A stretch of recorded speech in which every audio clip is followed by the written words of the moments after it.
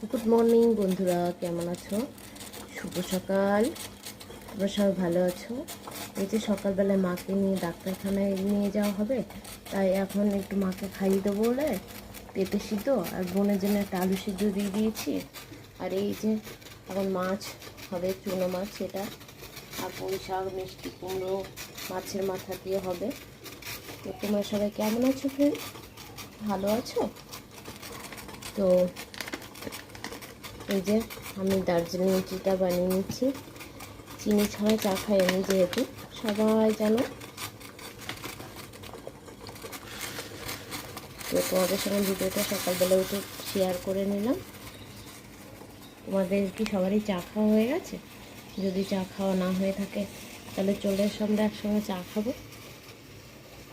তো তোমরা সবাই আমার মায়ের জন্য একটু প্রার্থনা করো, বা যে যার ভক্ত